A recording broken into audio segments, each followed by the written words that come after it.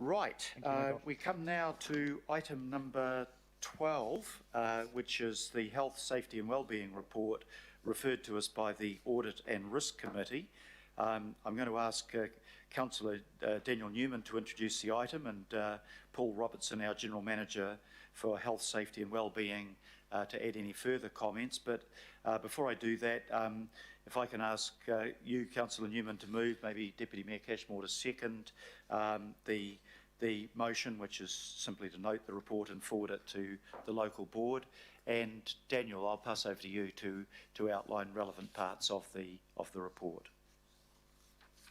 Thank you, Your Worship. This report is referred from the Audit and Risk Committee to the governing body for its consideration. It provides information in relation to progress for initiatives to understand the underway to improve the health, safety and well-being, and it's timely, I suppose, in particular because of the period for which the assessment was took place. This is in the midst of the Council's response, given the impact of the Omicron outbreak, as well as other issues which were confronting for Council, not least of which being the need to address the Omicron outbreak in the context of the COVID protection framework and the challenging discussions that were taking place within the Auckland Council family during that period.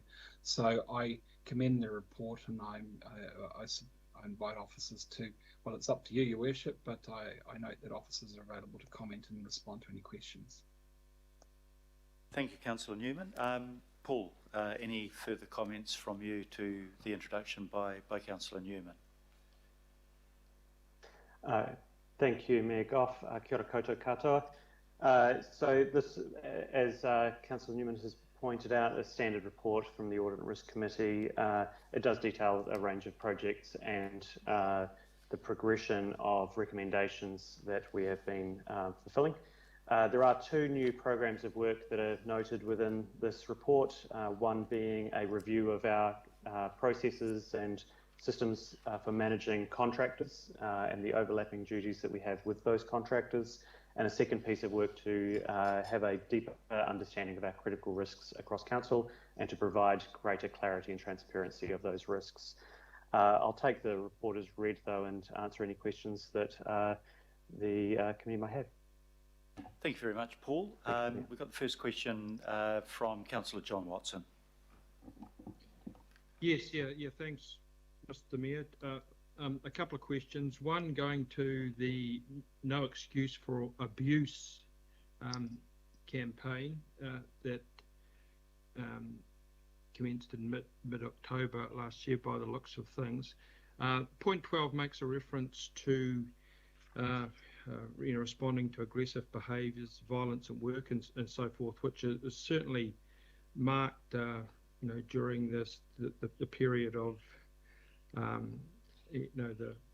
the restrictions, and certainly a number of our council personnel who not that particularly used to that kind of level of abuse or hostility or anger are now returned to work.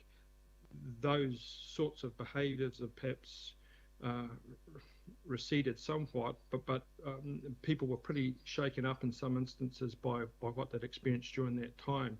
So in terms of that campaign and to understanding and building appropriate responses, which is mentioned at point 12, do any of the senior executive or the CEO for that matter, if we think of people like Greg Foran and Mark Powell with the Warehouse Group, do any of them go out and spend a day or a proportion of a day working at any of these customer-facing centres that Council operates to improve that understanding, as some of these other large companies do with their senior executive personnel? Thank you for the question, Councillor. Through the Chair, I don't have details on that as to whether or not other organisations do this, but I do know that our executive leaders within Council do site days and visits on a regular basis. Okay. I'll also note that my apologies, I'll also note that the executive leadership team are looking at how we might be able to report on the number of those visits that are taking place to increase visibility of that. Yeah. Okay. So there's some good examples in other big organisations where the people at the very top of the tree are actually out on the ground, and that has had a good effect on the workforce. So I'll be interested in a little bit more detail as to what that entails. My follow-up question to that is linked in some ways, and it goes to the Speak Up campaign that's itemised at point 14, and it refers to a governance group and project team there that has been created for oversight. How many of that governance group and project team are employees from the floor, from the ordinary workers, if I can use that term? How many people are taken from the bottom rung of the ladder, if I can put it there, the people out there and doing the job that are in this governance group? Thank you, Councillor. Through the chair, I'm not aware of any frontline staff who are involved in the governance group for Speak Up.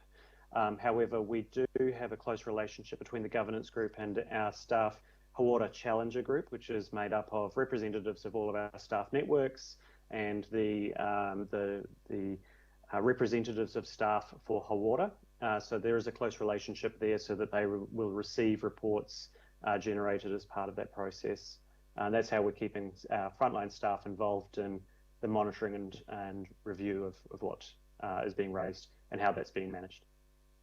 Okay, so just as a quick follow-up to that, certainly when it comes to groups, particularly in sensitive areas like this, where it relates to employee well-being, bullying, and things like that, it is very advisable that in terms of any group that's calling the shops, that kind of worker representation is there, or otherwise that the message or the experience, while it might be getting relayed through varied channels, is not there at the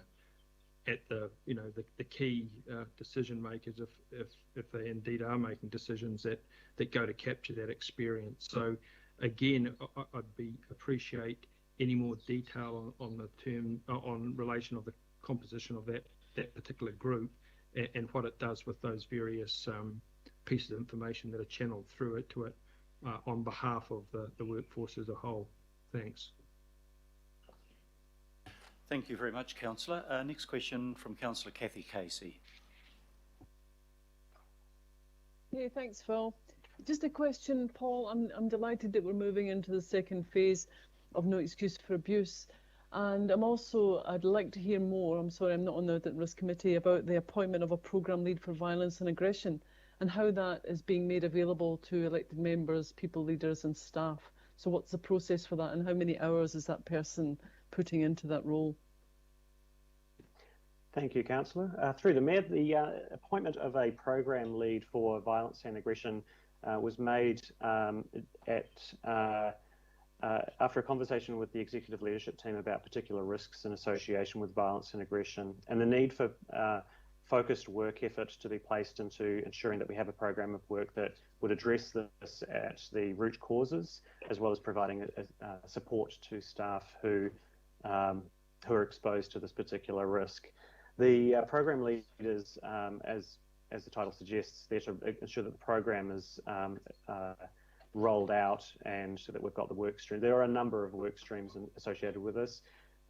One of the things that program lead has been doing is working with staff and I believe some elected members on needs and programs of work that may support those groups. I don't have details about which councillors might be involved in that or which local board members might be involved in those conversations. I don't have that information to hand. Sorry, Councillor. No, it's okay. No, it's just great to see. So congratulations. Delighted. Thank you. Thank you very much, Councillor. Councillor Richard Hills. Kia ora, thank you, Mayor, and thank you, Paul and team. And first of all, just want to appreciate all Jim and also the exec team, but also your team for taking on all our concerns and advice and the meetings we've had with Jim, especially on the No Excuse for Abuse and the the sort of well-being of staff, especially during COVID, but yeah, there was massive issue pre-COVID. So I'm really happy with the direction there. One thing I can't see that's there, and I just wonder if there's a body of work looking at overworking, and I'm not going to name any staff, obviously, that's their choice, but there seems to be a lot of staff working overtime at the moment, late nights, weekends, get emails at all sorts of times, and you're just aware that staff are working kind of ridiculous hours, and I have a real concern of the post-COVID burnout happening at Auckland Council. It is already manifesting, but is there any evidence or any program of work that is going on in that area? Thank you, Councillor. And again, through the Chair, there is a program of work that is looking at psychosocial harm as part of that critical risk program that was referred to before. So looking at the risk causes, the consequences of those particular risks, and what controls we can put in place to mitigate or manage those risks from occurring. Alongside that, we're developing a Hinengaro program, which is specifically related to mental health, and work design is one of the things that we are looking at specifically in relation to workloads and burnout risks to address the concerns that you've raised. And I share the concerns more broadly. Okay, thank you very much. Thank you very much, Paul. Very good answers. And that brings us to the end of questions. And I'll just pause to see if there are any comments. I don't think we've got any, so I'll just put the recommendation that we note this and refer it to local boards. All those in favour, please say aye. Aye. Aye. Aye. Aye. To the contrary, no. I declare that carried. Paul, thank you and all your team for your good work in this area. Much appreciated. Right.